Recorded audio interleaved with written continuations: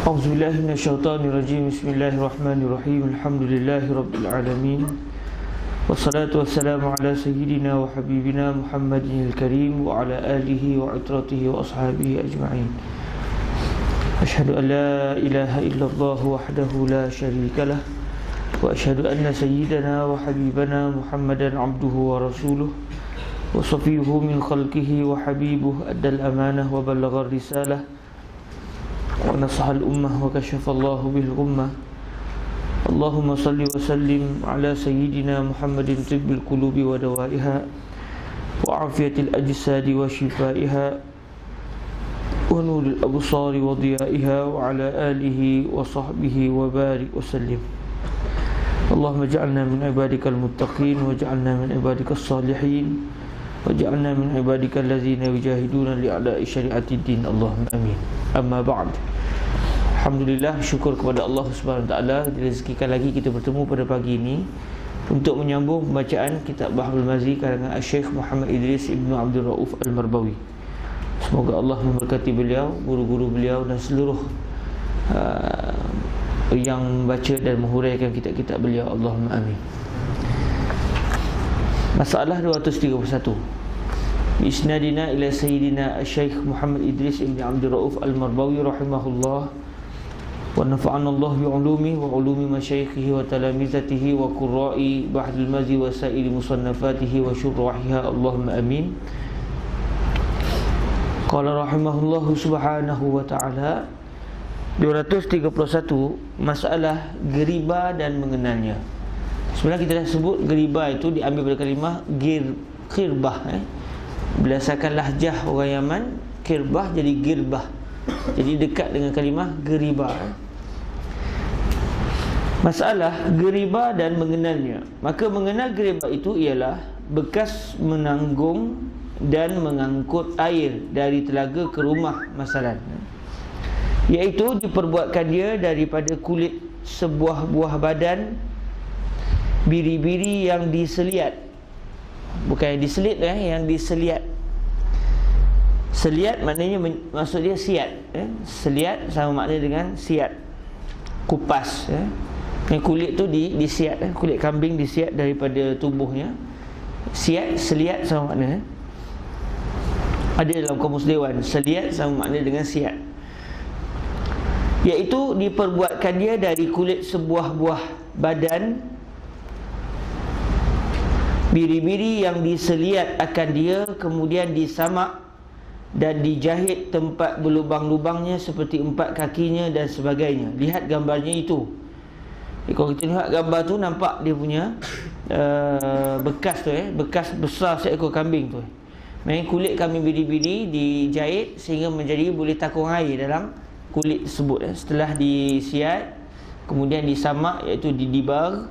Kemudian setelah mana didibar, dibasuh, akhirnya diisi air dan dibawa oleh seorang lelaki besar. Bila air itu penuh, memang berat. Yang boleh angkat dia orang lelaki gagah lah. Itu dia panggil kirbah. Maksudnya daripada telaga nak ke rumah dulu tak ada paip, jadi daripada telaga ke rumah diangkut menggunakan kirbah. 242. Masalah air kurang 2 kullah boleh jadi najis. Kata Syafi'i, dan pada sabda Nabi SAW,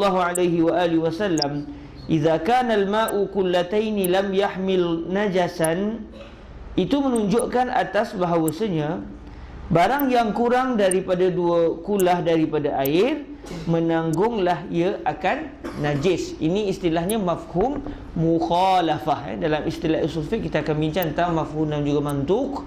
Bila sampai bertajuk mafhum dan juga mantuk, tajuk mafhum dia ada mafhum muwafaqah, dia ada mafhum mukhalafah. Jadi ini adalah kaedah menggunakan istidlal daripada mafhum mukhalafah.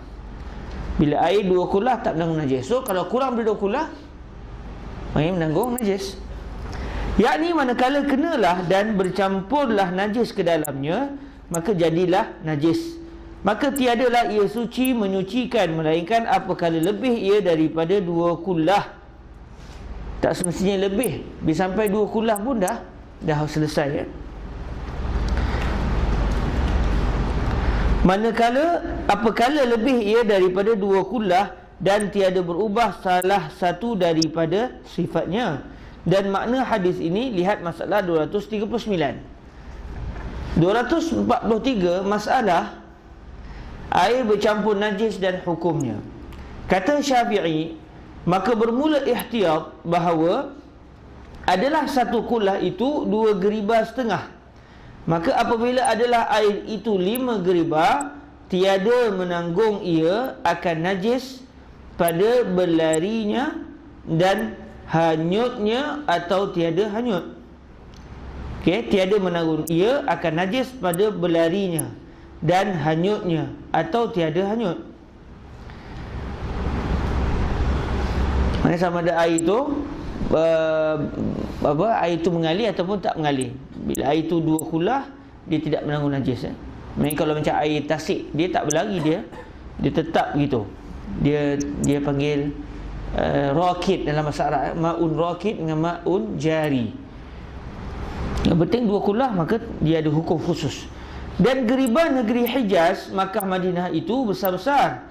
Maka tiada ada air yang tiada menanggung najis itu melainkan dengan sukat geriba besar.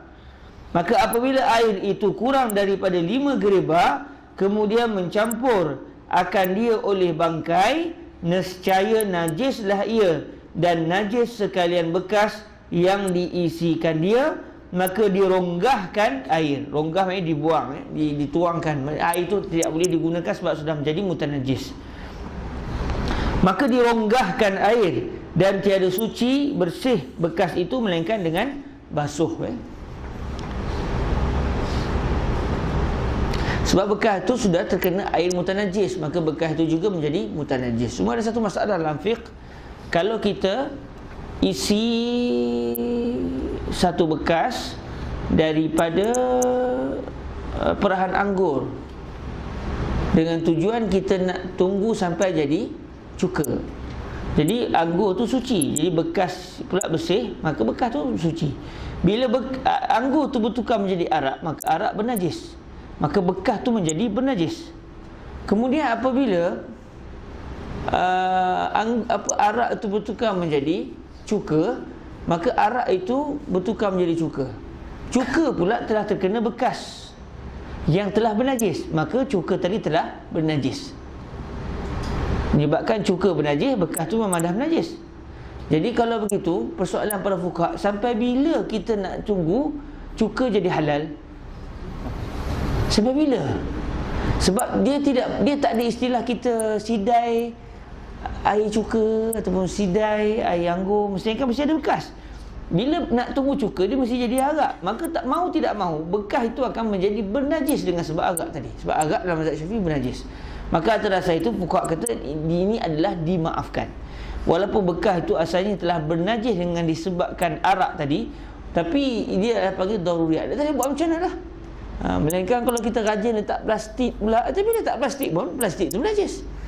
Mana kita balut bekas tu dengan plastik contoh, maka plastik itu menjadi bernajis. Bila bernajis, benda bernajis kena dengan cecair, maka cecair itu menjadi bernajis juga. Ini antara masalah yang disebutkan dalam fiqh, dipanggil dinul kham. Kalau tak salah dinul kham, dal nun dinul kham, iaitu bekas arak tu yang pada asalnya adalah bekas diisi air anggur dengan tujuan nak tunggu dia jadi cuka. Jadi kalau bekas arak bertukar menjadi cuka, bekas itu asal kira hukumnya menajis, tapi disebabkan dah tak ada cara lain, maka dia diiktibar sebagai halal.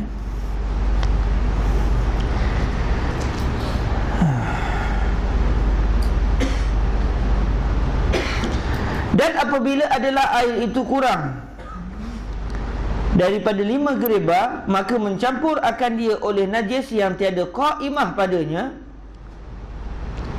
najis yang bukan berasal daripada dia, nescaya menajis ia akan dia. Kemudian jika dituang atasnya air hingga bersatu ia dengan air yang kena najis itu, dan jadi ia 5 geriba atau lebih. 5 geriba lebih dalam buku kita, 5 geriba lebih. Allah SWT ada kalimah atau di situ. Sebab kalau tengok dalam teks bahasa Arab, fa in subba alaihi ma'un hatta yasira huwa billadhi subba alaihi khamsa qirabin fa aksara tahura. Fa aksar ni maka lebih. Tapi kalau diterjemahkan bahasa Melayu, bahasa kita tu macam nak kata sekiranya air itu sampai kepada 5 gereba atau lebih. Fa aksar maka Allah sawab ada kalimah atau di situ walaupun tak ada dalam bahasa Arab tapi fa aksar itu diterjemahkan mengikut siyak bahasa Melayunya adalah atau lebih. Haza khamsu junaih fa aksar, 5 geni atau lebih fa aksar. Jadi Allah sawab ada kalimah atau tambahan di situ. Kemudian jika dituang atasnya air hingga bersatu ia dengan air yang kena najis itu dan jadi ia 5 gereba atau lebih, nescaya cucilah ia lagi menyucikan. Ini air najis. Yang tu pun air najis, itu pun air najis. Semuanya air mutanajis air mutanajis, air yang asalnya suci kemudian bernajis dengan sebab dimasuki najis. Jadi air ni yang asal suci dimasuki najis. Yang tu pun sama, yang tu pun sama. Jadi kesiap satu tu adalah mutanajis. Tapi bila campur semua tu, semua air mutanajis dicampurkan sehingga sampai kepada 2 kullah, tiba-tiba tak berubah bau atau rasa atau warna, bertukarlah status air tadi daripada mutanajis kepada tahur, kepada tahur. Tahirun mutahhirun. Benda ni ada disebut dalam kitab fiqh 244 masalah air busuk dengan sebab bangkai ikan. Ya saudaraku, air itu asalnya suci dan bangkai belalang dan ikan suci. Maka apabila bercampur keduanya hingga jadi air itu busuk ikan, tiadalah air itu najis, kata Syafi'i, dan bermula sekalian najis yang tiada dimaafkan itu bersamaan jua hukumnya. Dan bermula sekalian najis yang tiada dimaafkan itu bersamaan jua hukumnya. Apabila jatuh ia ke dalam air yang kurang daripada 5 gereba, najislah ia akan dia. Dan jikalau jatuh bangkai ikan atau belalang di dalam air yang sedikit, tiada najis ia, kerana keduanya bangkai halal, dengan tiada berhajat sembelih. Bangkai ikan dengan bangkai belalang tak kena sembelih Belalang dan ikan untuk makan tak perlu sembelih. Dan begitu juga tiap-tiap bangkai binatang bernyawa yang hidup di dalam air tiada menajiskan air. Ini perbahasan sebab kedua-duanya itu suci, bangkainya itu suci, boleh dimakan, maka tidak dianggap najis. 245 masalah air yang jatuh ke dalamnya umpama bangkai kumbang. Kumbang orang tak makan Kata Syafi'i, bermula barang yang tiada darah mengalir baginya seperti lalat dan kumbang dan barang yang menyerupai dengan keduanya, maka padanya 2 kaul. Pertamanya, bahawasanya barang yang mati ia daripada ini binatang di dalam air yang sedikit atau banyak, tiada menajis ia akan dia. Dan bermula mereka yang berkata kaul ini, berkata ia, jika berkata seseorang yang menyoal begini, seperti lalat atau kumbang yang mati di dalam air itu, bukankah ia bangkai? Maka bagaimana berkata engkau bahawasanya tiada menajis ia? Dah bangkai, patut bangkai bila masuk dalam air menajislah. Sebab bangkai itu bangkai itu dianggap najis. Jawabnya, tiada mengubah ia akan air dengan sebagaimanapun dan tiada darah baginya. Maka jika disoalnya lagi dengan katanya, maka adakah daripada dalil atas barang yang engkau telah sifatkan itu? Jawabnya, na'am. Bahawasanya Rasulullah sallallahu alaihi wasallam menyuruh ia dengan lalat yang jatuh ke dalam air itu bahawa membenam akan dia di dalamnya. Dan begitu juga disuruh Nabi benamkan lalat yang jatuh ia di dalam makanan. Padahalnya terkadang mati ia dengan benam itu, iaitu dengan sebab benam itu. Elok-elok dia hidup, kita pula tengah masak sup, masuk lalat, Nabi kata rendamkan lagi. Lepas tu janganlah rendam tu kacau sampai kawan tu jadi sebati rendam keluarkan balik. Jadi kalau masakan itu sedang panas, masuk pula lalat dia terbang terjatuh, kita benam, insya-Allah qalu lah kawan tu. Orang Perak kata qalu inna lillahi wa inna ilaihi raji'un. Itu memang bahasa istilah je. Jadi kalau tuan-tuan pergi ke Kuala Kangsar, apa khabar kawan kita tu entah dah qalu. Faham tak tu? Qalu tu qalu Innalillah. Tu memang bahasa orang sana dia tu dah qalu. Lembutnya orang Kuala Kangsar ni, boleh cari Jawabnya, na'am, bahawasanya Rasulullah sallallahu alaihi wasallam menyuruh ia dengan lalat yang jatuh ke dalam air itu bahawa membenam akan dia di dalamnya. Dan begitu juga disuruh Nabi benamkan lalat yang jatuh ia di dalam makanan. Padahalnya terkadang mati ia dengan benam itu.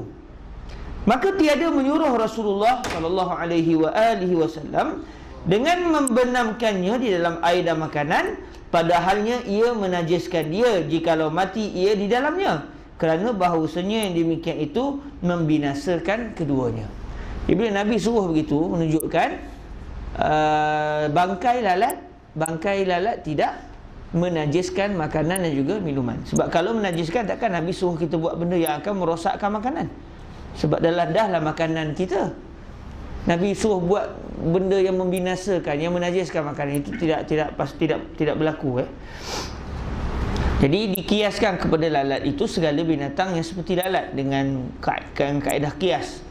Dari sudut persamaan lalat dengan binatang yang tidak berdarah, maksudnya tidak ada aliran darah, seperti kumbang, nyamuk dan sebagainya. Walaupun nyamuk tu berdarah, tapi itu darah kita.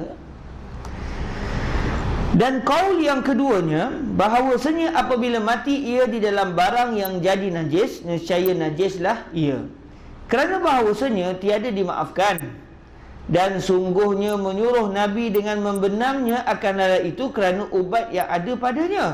Dan bermula yang lebih ghalibnya tiada mati ia. Jadi dua hujah. Adapun hadis lalat itu, pertama bukan kerana pada lalat tu ada ubat. Fa inna fi ahadi syafat fi ahadi janahi da'an wa fil akhari shifaan. Pada salah satu dua sayap lalat itu ada ubat, satu sayap lagi ada penyakit. Itu untuk lalat. Kumbang tak ada begitu. Kenapa nak dikiaskan begitu? Ini pendapat yang kedua. Dan yang dalam masa yang sama, kalau isu mati tadi, berapa banyak sangat lalat yang mati. Biasanya makanan yang lalat datang ni bila makanan tu dah sejuk. Okey. Sepanjang kita masak, berapa kali lalat masuk dalam kita punya makanan? Yang tengah panas tak ada. Pernahlah sekali saya goreng-goreng, tiba-tiba kumbang terbang, panas sangat dia jatuh. Buang je lah kan. Sedap lah ayam goreng masa tu. Campur sikit dengan kumbang.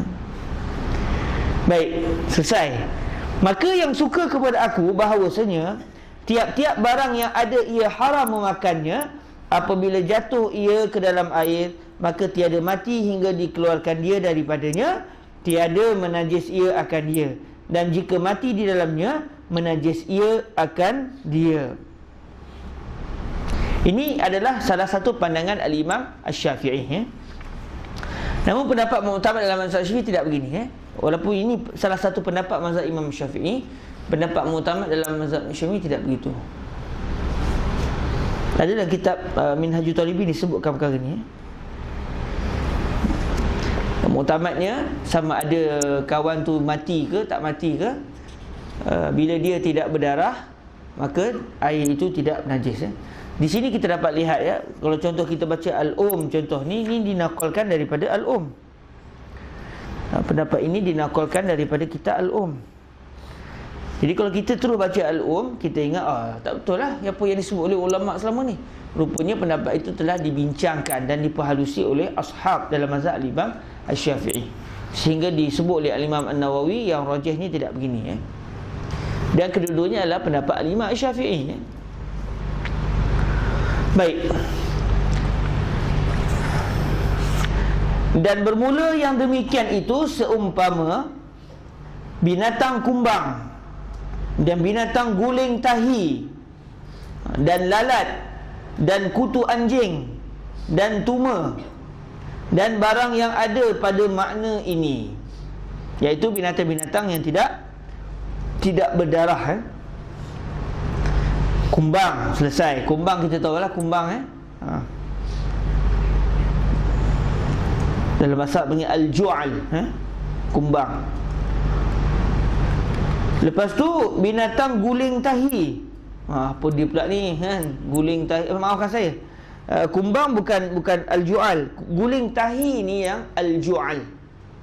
Tuan-tuan boleh buka YouTube ataupun buka Google, tulis al-ju'al, boleh search dalam ni, tengok gambar ni Dia memang sebiji macam kumbang bentuk dia adalah sejenis kumbang Binatang guling tahi ni adalah sejenis kumbang. Ada gambar dia di internet ni, boleh tengok. Bahasa Arab panggil al-ju'al, alif lam jim ain lam. Dan lalat dan kutu anjing. Budak kutu anjing pula Kutu anjing ni sejenis binatang yang dia kerja melompat-lompat di atas badan kita Dalam bahasa Arab panggil al-burghus. Al-burghus. Al-burghus, alif lam ba ra ghain waw tha, al-burghus. Dia tinggal pada kulit manusia dan haiwan Kadang-kadang dia suka melompat. Kita pun dia lompat. Dia style binatang melompat-lompat. Kecil halus binatang dia.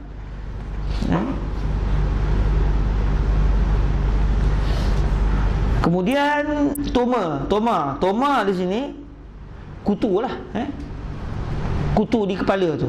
Toma. Kutu anjing tahu dah, al-burghus. Kemudian dan Toma tu adalah sejenis binatang halus yang tinggal di kepala, yang lebih dikenali dengan nama kutu kepala tu Dalam bahasa Arab al-qamlah. Qaf mim lam ta marbutah, qamlah. Okey, selesai. Semoga bertemu dengan binatang-binatang ni 246, masalah air kena peluh dan tahi burung. Kata Syafi'i, dan tahi burung sekalian barang yang dimakan akan dia atau tiada dimakan dagingnya, apabila mencampur ia akan air, nescaya menajis ia akan dia, kerana bahawasanya basah ia dengan sebab basah air. Kata Ar-Rabi' di dalam dan peluh Nasrani,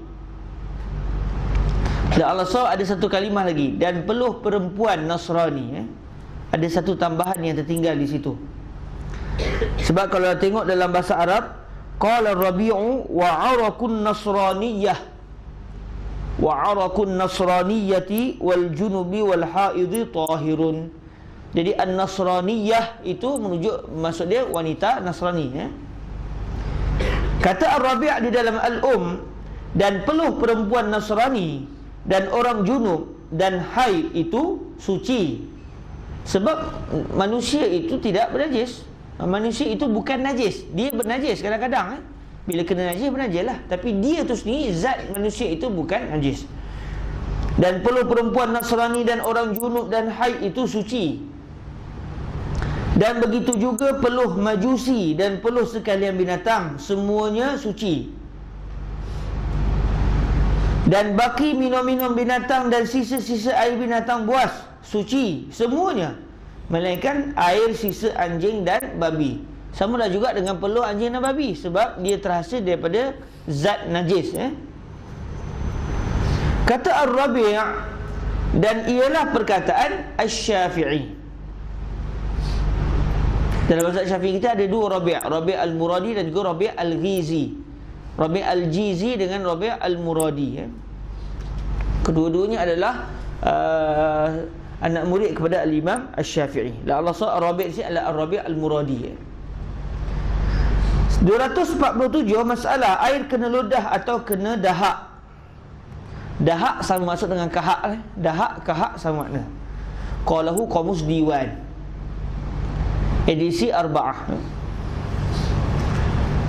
247, masalah air kena ludah atau kena dahak.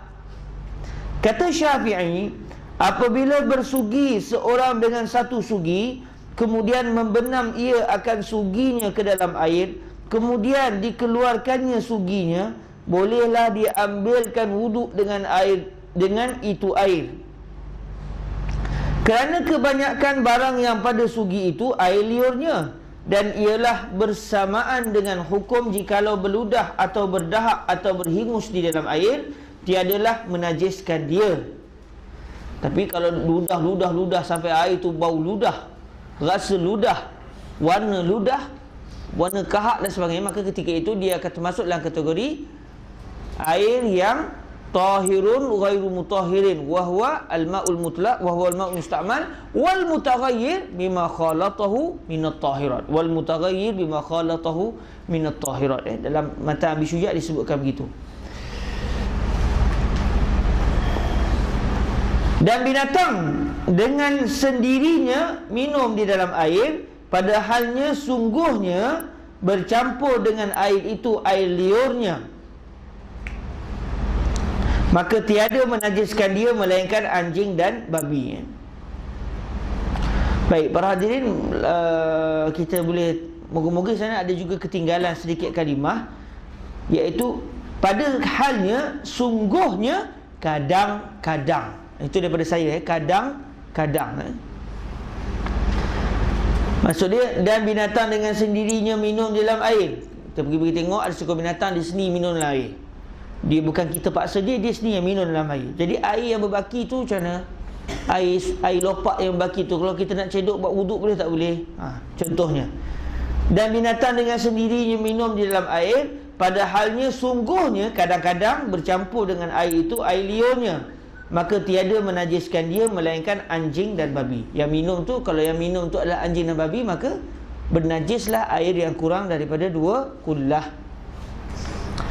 Sebab kenapa saya kata ada kalimah kadang-kadang? Sebab dalam bahasa Arab, nas Imam Syafi'i ni berbunyi wadabbatu nafsuha tashrabu fil ma'i wa qad yakhtalitu bihi lu'abuha. Wa qad yakhtalitu. Jadi bila qad masuk dengan fi'il mudhari', kebanyakan maknanya akan bermaksud kadang-kadang. Melainkan ada juga qad nara. Itu bukan kadang-kadang. Qad nara di sini maksudnya ra'ainahu bi ta'kid, untuk tujuan ta'kid. Wa qad ra'ainahu, qad nara, qad ra'aina. Qad, walaupun qad nara di sini, tapi qad nara di sini bukan masuk kadang-kadang, tapi masuk ta'kid, betul-betul, sungguh-sungguh. Padahalnya sungguhnya kadang-kadang bercampur dengan air itu air liurnya, maka tiada menajiskan dia melainkan anjing dan babi. 248, masalah air kena peluh binatang. Kata Syafi'i di dalam jikalau berpeluh binatang, maka titik peluhnya ke dalam air, tiadalah ia menajiskan dia, kerana peluh manusia dan binatang itu tiada ia najis, sama ada ia daripada mana tempat terbit peluh itu, daripada bawah belikatnya atau lainnya, melainkan sekiranya peluh itu keluar daripada anggota yang sedang menajis. Okey, ketika itu peluh itu mutanajis. Bila mutanajis, masuk pula air yang kurang daripada kullah, menajiskan pula air yang kurang daripada 2 kullah. Baik, sekadar itu dahululah hari ini tuan-tuan, kerana semalam anak saya meragam lagi. Jadi saya mempunyai satu tugasan besar, mencempung anak saya ke dalam bas sekolah sebentar nanti. Jadi saya mohon maaf sekadar itu dahulu. Aku qouli hadza wa astaghfirullah li wa lakum. Assalamualaikum warahmatullahi wabarakatuh. Kita tangguh dengan kita berselawat ke atas baginda Nabi sallallahu alaihi wasallam. Allahumma salli afdhala salatin ala as'adi makhluqatika sayyidina Muhammadin wa ala alihi bihi wa sallim adada ma'lumatika wa midada kalimatika kullama zakaraka dzakiruna wa ghafala an zikrihil ghafilun. Allahumma salli ala as'adi makhluqatika sayyidina Muhammadin wa ala alihi wa sahbihi lim adada ma'lumatika wa midada kalimatika kullama ذكرك الذاكرون وغفل عن ذكره الغافلون. اللهم صل أسعد مخلوقاتك سيدنا محمد وعلى آله وصحبه وسلم عدد معلوماتك ومداد كلماتك كلما ذكرك الذاكرون عن ذكره الغافلون. اللهم اجعلنا من عبادك المتقين واجعلنا من عبادك الصالحين واغفر لنا ذنوبنا وكفر عنا سيئاتنا وتوفنا مع الأبرار. اللهم سهل لنا عبادتك يا أرحم الراحمين واجعلنا من عبادك الطاعين الراكعين الساجدين المخلصين المخلصين ولا تجعلنا من المتكبرين ولا المرائين يا أرحم الراحمين. اللهم اجعلنا من عبادك الذين يدخلون الجنة بسلام ويدخلون الجنة برضاك وحبك وبشفاعة الحبيب المصطفى سيدنا ومولانا محمد صلى الله عليه وآله وسلم. ربنا آتنا في الدنيا حسنة وفي الآخرة حسنة وقنا عذاب النار. وصلى الله على سيدنا ومولانا محمد وعلى آله وصحبه وبارك وسلم. الحمد لله رب العالمين. تقبل الله منكم. سبحانك اللهم وبحمدك أشهد أن لا إله إلا أنت أستغفرك وأتوب إليك. بسم الله الرحمن الرحيم. والعصر إن الإنسان لفي خسر إلا الذين آمنوا وعملوا الصالحات وتواصوا بالحق وتواصوا بالصبر.